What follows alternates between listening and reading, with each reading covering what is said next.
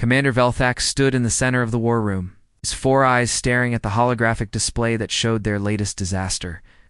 The blue light from the projection cast strange shadows across his scaled face as he watched the replay of their third failed mission in just 2 weeks. Around him, the other officers of Shadow Strike sat in uncomfortable silence. Their usual confidence shattered. The display showed the orbital facility where their target had been held. Every detail had been perfect. The approach vectors, the timing, the equipment. They had surrounded the rogue weapons manufacturer with a containment field that should have been impossible to break. The mathematics were flawless. The technology was the most advanced in the galaxy. Yet somehow, their target had simply walked away.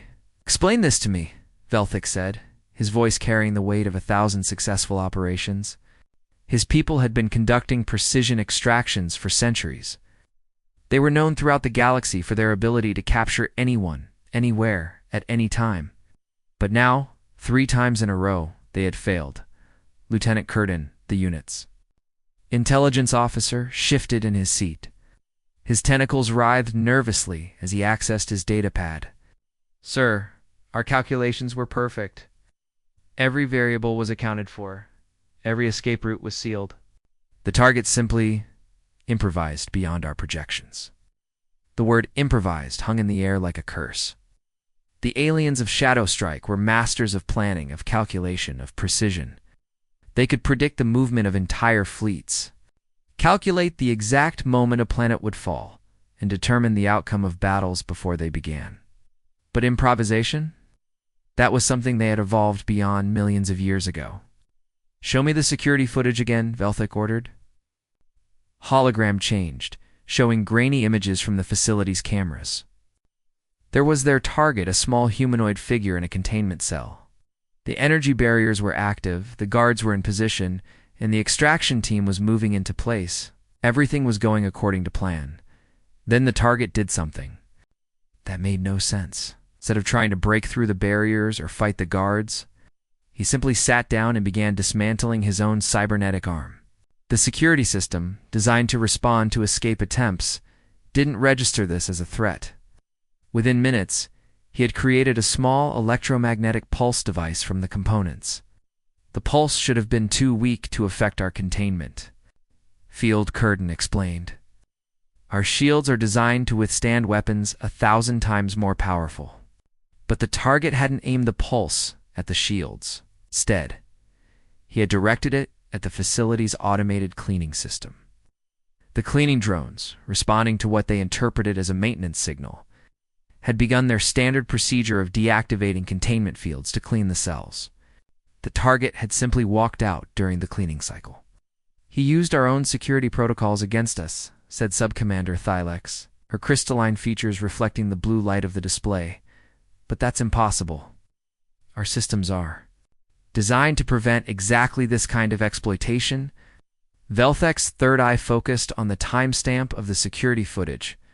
The entire escape had taken less than 4 minutes. 4 minutes to analyze an unknown security system, identify a weakness that their own experts hadn't considered, execute a plan that required precise timing and improvisation. What about the other 2 targets? Or, Can brought up the files for their previous failures. The first had been a corrupt politician who had escaped by convincing the facilities AI that he was actually a maintenance worker. He'd used psychological manipulation techniques that their databases had no record of. Second had been a war criminal who had escaped by creating a diversion that relied on the guards' own training protocols turning against them. They're all doing the same thing, Velthak realized. They're not trying to overpower our technology or outsmart our calculations. They're finding ways to make our own systems work against us. The room fell silent again. This was a concept that challenged everything they understood about advanced warfare. Their technology was superior, their calculations were perfect, and their planning was flawless. How could these primitive tactics be defeating them? "The High Command has been informed of our difficulties," Velthak announced, his voice betraying the first hint of uncertainty his unit had ever heard from him. "They've reviewed our mission reports and made a decision." He paused, still not quite believing what he was about to say. "They're assigning us assistance. Sub-Commander Thylex leaned forward. "What kind of assistance, sir?" "A consultant," Velthek said, the word feeling strange in his mouth. "Someone who specializes in unpredictable behavior patterns." "Another AI specialist?" Curtin asked. Hopefully, Velthak's 4 eyes closed for a moment. When he opened them, his expression was one of barely contained disgust. "No, Lieutenant, they're sending us a human." The silence that followed was deafening. Humans were known throughout the galaxy as primitive, unpredictable, and chaotic. They were the species that had somehow stumbled into space travel despite their obvious limitations. They were emotional, irrational, and completely unable to think in the logical patterns that define civilized behavior. "Sir," Thylex said carefully, "surely there's been some mistake." "I'm afraid not," Velthek replied. "Apparently the High Command believes that our problem requires a different approach." As the meeting ended and the officers filed out, Velthok remained alone with the holographic display. He stared at the images of their failed missions, trying to understand how the most advanced military unit in the galaxy had been reduced to accepting help from one of the most primitive species in known space. Tomorrow, everything would change. The doors to the war room slid open with a soft hiss, and Staff Sergeant Kim Minho walked in. His black human military uniform looked plain and simple compared to the shimmering, high-tech clothing worn by the alien officers around the table. The fabric was basic cotton and synthetic blends, while theirs seemed to be made of living metal and crystalline fibers that changed color with their thoughts. The silence in the room was so thick it felt like walking through water. Every alien eye sensor and optical device turned to look at him. Some had 2 eyes, others had 4, and a few had clusters of light-sensitive organs that served the same purpose. All of them showed the same expression: disappointment. "You've got to be kidding me, Sub-Commander," Thylex said, her voice carrying clearly through the room's translation systems. Her body was made of what looked like living crystal, and her features reflected the room's lights and patterns that showed her emotions. Right now, those patterns showed pure disgust. A human, their brains barely functioned beyond basic survival instincts. Minho had heard worse. During his years serving with alien forces, he had been called everything from primitive ape to barely evolved mammal. He had learned to smile and keep working, so that approach had served him well. "Staff Sergeant Kim Minho, Coalition Military Advisory Corps," he said, giving a small bow that was part military respect and part human politeness. "I've reviewed your last 3 operations." He pulled out his tablet, a simple device that looked like a toy compared to the holographic displays and neural interfaces the aliens used. The screen was flat, the colors were basic, and it made actual sounds when he touched it. Around the room, several officers made clicking sounds at the translator. Identified as laughter. "You want to know why you failed?" Minho asked, not waiting for an answer. He had learned that with aliens, it was better to be direct. Commander Velthak leaned forward, his 4 eyes focusing on the human with the intensity of a predator. Pride and desperation fought for control of his expression. Pride wanted to throw this primitive creature out of his war room. Desperation wanted to hear what he had to say. "Enlighten us, human," Velthak said, his voice carrying just enough respect to avoid being insulting. Minho touched his tablet screen, and a simple diagram appeared, which showed the basic layout of their last 3 missions. No fancy graphics. No 3-dimensional models. Just simple lines and shapes that a child could understand. "You're too smart," Minho said simply. The room erupted in a variety of alien sounds. Some clicked, others buzzed, and a few made noises that sounded like grinding metal. The translation system struggled to keep up, but the general meaning was clear: confusion and anger. "That's impossible," Lieutenant Curtin said, his tentacles writhing in agitation. "Oh, yeah." "Intelligence is always an advantage. The more we know, the better we can plan." "Your plans are perfect," Minho continued, ignoring the interruption, "which makes them perfectly predictable. Every calculation, every contingency, every backup plan, your enemies can compute them too. They know how you think because you think like machines." He touched his tablet again, and the display changed to show a series of numbers and equations. They were simple compared to what the aliens usually worked with, but they told a story. Look at your approach vectors, Minho said. Always the most efficient route. Your timing? Always optimized for maximum effectiveness. Your equipment choices. It's always the best tool for the job. Your enemies don't need to be smarter than you. They just need to know how smart people think. Sub-Commander Thylex's crystalline features shifted to show patterns of confusion, but efficiency is logical. Why would we choose a less effective approach? Because effective doesn't mean successful, Minho replied. You need chaos. The word hung in the air like a bad smell. Chaos was everything these advanced civilizations had evolved beyond. It was inefficient, wasteful, and primitive. It was everything they had spent millions of years learning to avoid. Chaos is the absence of order, Velthak said, his voice showing the strain of trying to understand. It leads to failure, confusion, and waste. Controlled chaos, Minho corrected. Planned unpredictability. You make decisions that don't make sense, but you make them for good reasons. He stood up and walked to the room's main display system. The aliens watched nervously as he approached their most advanced technology with his primitive tablet. He connected it to their system. Several officers made sounds of protest. Watch and learn, Minho said, pulling up the tactical display for their next mission. The target was a space station holding a corrupt diplomat. The alien plan was all ready. Loaded into the system, showing approach routes, timing, and equipment deployment. It was beautiful in its precision.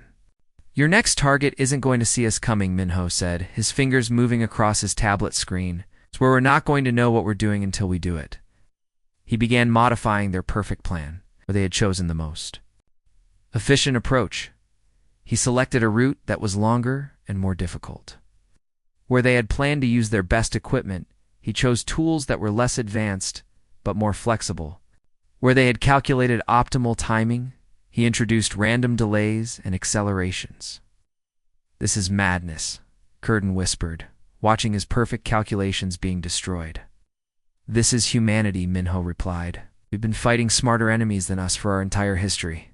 We've learned that the best plan is the one your enemy can't predict. The display now showed something that looked less like a military operation and more like organized chaos. Multiple entry points, conflicting objectives, and timing that seemed to follow no logical pattern. How can this possibly work? Lex asked. Minho smiled, the expression looking strange on his primitive face. Because when you don't know what you're doing, neither does your enemy. The orbital station Nexus Prime floated in space like a giant metal flower, its walls covered in sensors and weapons that could track and destroy anything that came too close. The station had been built by some of the smartest engineers in the galaxy, and its security system could think faster than most organic brains. Every possible attack route had been calculated, every weakness had been sealed, every threat had been prepared for. Inside the station's most secure section, corrupt diplomat Zethmar sat in his luxurious quarters, drinking expensive wine and reading reports on his illegal arms deals. He felt completely safe. The station's artificial intelligence had run millions of simulations, and every single one showed that no force in the galaxy could reach him. The math was perfect, the defenses were flawless, and the predictive algorithms could see any attack. Coming from light years away, all units commenced synchronized approach. Commander Velthak's voice came through the communication system with its usual precision. The Shadow Strike team was positioned around the station in perfect formation, their ships hidden behind sensor screens and ready to execute their carefully planned assault. Negative Minho's voice suddenly cut through the channel, causing several alien officers to make surprised clicking sounds. Blue team, you're with me? We're going through the waste disposal system. The communication channel erupted in confusion. Sub-Commander Thylex's crystalline features flashed angry red patterns. As she responded, that's not the plan. We spent 3 days calculating the optimal entry points.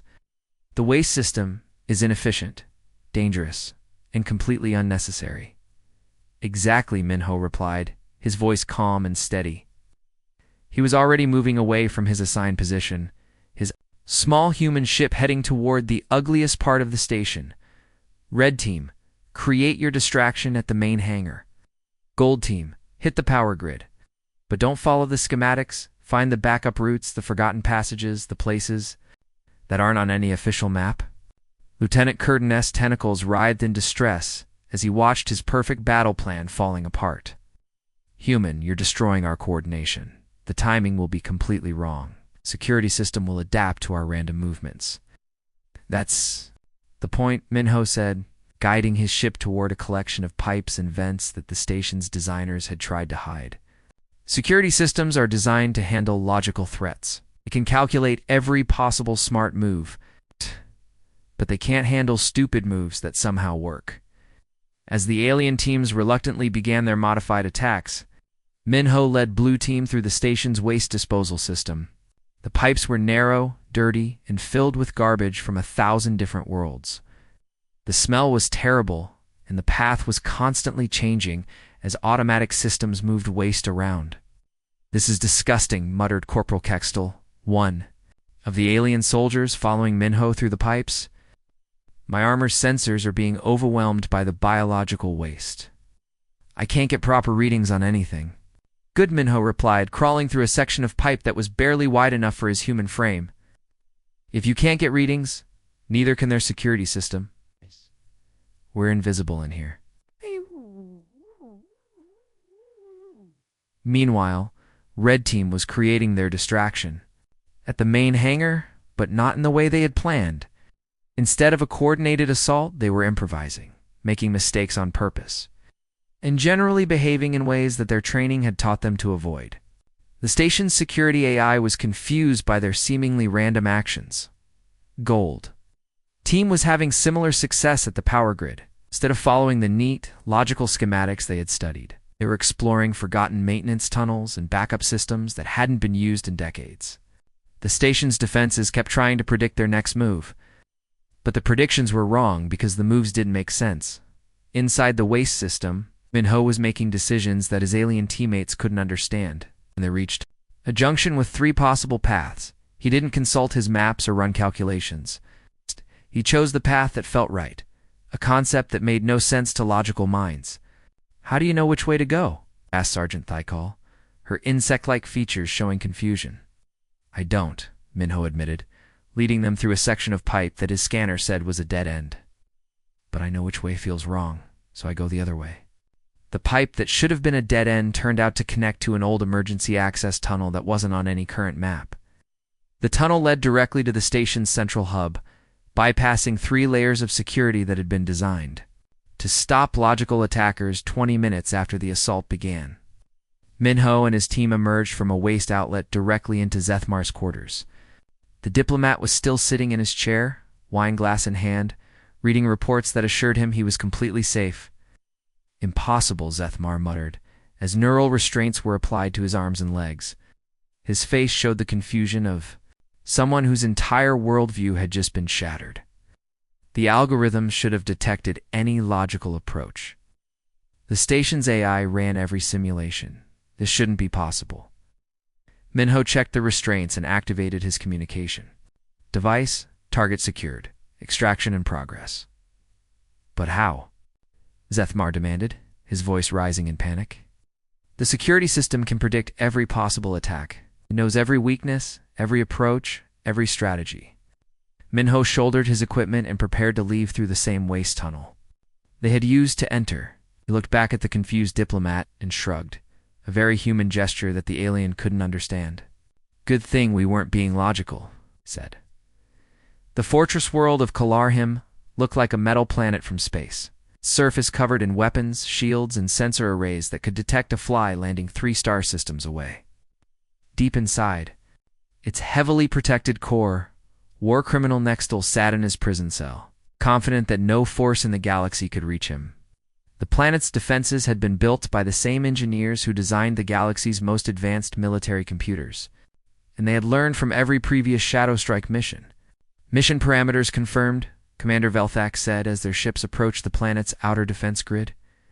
"Target is located in Sector 7, Level 43, behind 6 layers of active shielding. Extraction route, calculated, timing, optimized, all variables accounted for." The plan was perfect, just like always.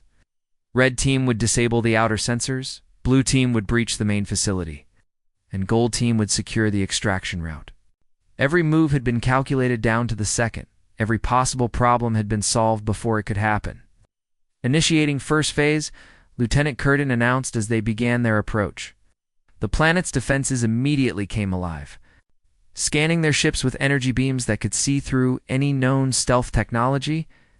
But Shadow Strike had better stealth technology, and their ships remained invisible. For the first few minutes, everything went according to plan.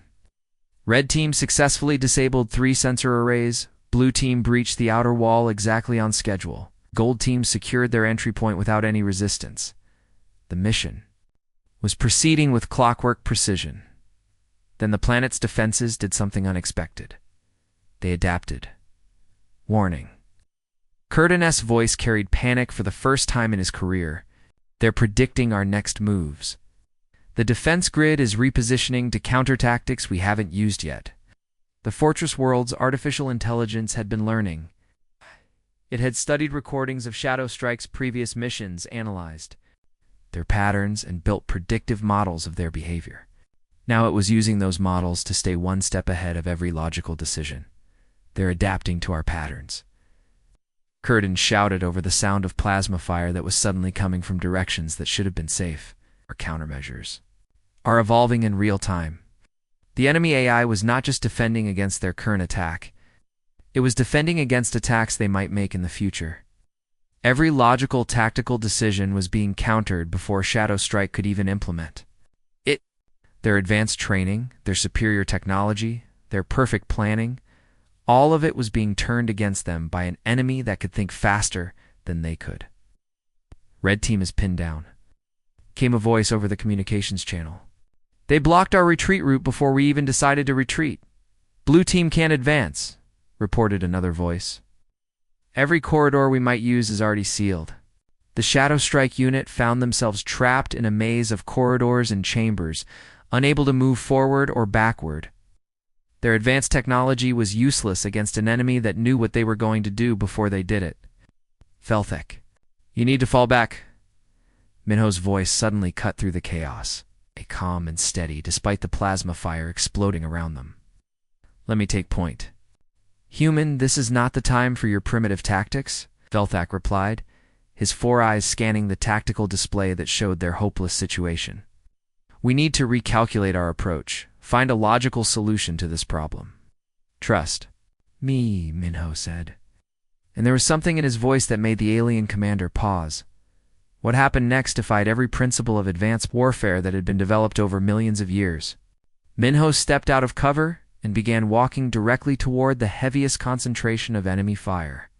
His movements were not random, but they were not logical either. He seemed to be following some kind of internal compass that pointed toward danger instead of safety. He's going to get himself killed, Sub-Commander, Thylek said, her crystalline features showing patterns of confusion and horror. But Minho didn't get killed. He charged when logic demanded retreat, diving through openings that should have been death traps. He took cover in exposed positions that no rational being would choose, changed directions without warning, sometimes doubling back on paths he had just taken. Behind him, the Shadow Strike team followed, their advanced minds struggling to understand what they were seeing. Every decision Minho made seemed wrong, but somehow it worked. Enemy fire kept missing him by inches, not because he was lucky, but because the defensive systems couldn't predict where he would be. The AI is overheating, Curtin reported, his voice filled with amazement. It's trying to calculate his next move, but the calculations keep failing. The Fortress World's artificial intelligence had been designed to counter logical opponents. It could predict the moves of any rational being, anticipate any reasonable strategy, and respond to any sensible tactic. But Minho wasn't being rational, reasonable, or sensible. He was being human. When they reached a junction where 3 corridors met, Minho paused for a moment. The tactical display showed that the left corridor was the safest, the right corridor was the most direct, and the center corridor was completely blocked by enemy forces. Minho chose the center corridor. That's suicide, Felthek protested. The sensors show 50 enemy units in that direction. The sensors are lying, Minho replied, and he was right. The enemy AI had been creating false sensor readings to trick them into making logical decisions. The center corridor was actually the clearest path, but only someone who ignored logic would choose it. By the time they reached Nexthul's location, enemy defenses were in complete chaos. The planet's AI systems were crashing from trying to process behavior patterns that made no mathematical sense. Defense turrets were firing at empty corridors. Doors were sealing passages that no one was using, and security alerts were announcing threats that didn't exist?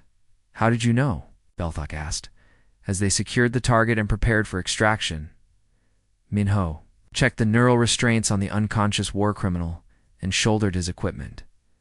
I didn't, he replied. That's The point? 6 months had passed since Shadow Strike's first mission with their human advisor, and the Coalition High Command Chamber buzzed with quiet conversations in dozens of alien languages. The massive room was built to impress, with walls that stretched up into darkness and holographic displays that could show the status of every military unit in the galaxy. Today, those displays showed something that had never been seen before: a perfect mission success rate. Commander Velthak stood at the center of the chamber, his 4 eyes scanning the faces of the galaxy's most powerful military leaders. Fleet Admiral Kextrin sat at the head of the semicircular table, her 8 arms folded in a way that showed she was paying close attention. Around her, generals, admirals, and strategic commanders from 100 different worlds waited to hear what had changed everything. The integration of human personnel into our extraction units has increased our success rate by 340%. Velthek began, his voice carrying clearly through the chamber's translation systems. The holographic display above him showed charts and numbers. That told an incredible story. Mission failures had dropped to 0. Extraction times had been cut in half. Enemy resistance had become almost meaningless. But the numbers don't tell the complete story, he continued. And the room fell silent. Fleet Admiral Kextrin leaned forward, her primary eyes focusing on the commander, while her secondary eyes watched the data displays. Explain. Velthak took a breath, still struggling with concepts that challenged everything he had been taught about warfare. Our enemies have evolved beyond us in one crucial aspect. They become predictable in their very sophistication. Every advanced civilization follows logical patterns, mathematical precision, calculated responses. Our algorithms can counter their algorithms, but... He paused, looking at the faces around him. These were beings who had spent their lives believing that intelligence was the ultimate weapon, that logic was the path to victory, and that chaos was the enemy of success. Humans don't think like us, he said finally. They make decisions based on incomplete information, emotional responses, and what they call gut feelings. They introduce controlled chaos into perfectly ordered systems. The chamber erupted in a mixture of sounds as different species expressed confusion, disbelief, and concern. Some clicked their mandibles, others buzzed with their wing cases, and a few made grinding sounds that indicated deep thought. You're saying that irrationality is superior to logic? Asked General Zekthal, his crystalline form shifting to show patterns of doubt. I'm saying that predictable intelligence is just another form of weakness, Velthak replied. When our enemies can calculate our every move, our intelligence becomes their advantage. The holographic display changed to show recordings from their recent missions. The assembled leaders watched as human soldiers made decisions that seemed to defy common sense, yet somehow led to victory after victory. They saw humans choose dangerous paths over safe ones, use primitive equipment instead of advanced technology, and ignore tactical advice that should have saved their lives. This human Minho, Admiral Kextrin said, her voice thoughtful. His success rate is impossible. He should have been killed a dozen times over. That's what makes him effective, Velthok explained. His enemies expect him to die, so they don't plan for his survival. They calculate what a rational being would do in his position, and then they're shocked when he does something else entirely. The chamber fell silent as the implications began to sink in. These were military leaders who had spent centuries perfecting the art of logical warfare. They had built empires on the foundation of superior planning, better technology, and more intelligent strategies. The idea that chaos could be superior to order challenged everything they believed. "They're not asking us to become less intelligent," Velthik continued, his voice growing stronger as he warmed to his subject. "They're showing us that intelligence without unpredictability is just another form of programming. Programming can be hacked." At that moment, Staff Sergeant Kim Min-ho stepped forward. He had been standing quietly at the side of the chamber, looking small and primitive compared to the advanced beings around him. He bore the rank of Coalition Strategic Advisor, a position that had never before been given to a human. "Every high-value target in the galaxy has learned to predict advanced tactical thinking," Minho said, his simple words carrying clearly through the chamber's translation systems. "They've studied your patterns, analyzed your strategies, and built defenses against your logic. But they can't predict what they've never encountered: controlled chaos, adaptive thinking, and the willingness to make decisions that logic would reject." He activated his basic tablet, and the chamber's advanced display systems showed his primitive presentation. It was simple, crude, and completely effective. "Your enemies have become too smart for their own good," Minho continued. "They've built perfect defenses against perfect attacks, but they have no defense against imperfect attacks that somehow work." Admiral Kekstrin studied the human with all 8 of her eyes. "The recommendation: every elite extraction unit now requires a human member," Velthik stated, his voice carrying the authority of proven success, "not as support, but as tactical leaders. They don't just think outside the box, they don't acknowledge the box exists." Vote was unanimous. Within days, recruitment officers were traveling to Earth to find humans who could bring their unique brand of organized chaos to the galaxy's most elite military units. As the session concluded and the military leaders filed, outward began to spread across the galaxy. The most dangerous criminals, the most secure facilities, and the most advanced defense systems all faced a new reality. They were no longer being hunted by predictable enemies who followed logical patterns. They were being hunted by humans. And humans, as the galaxy was learning, were completely unpredictable.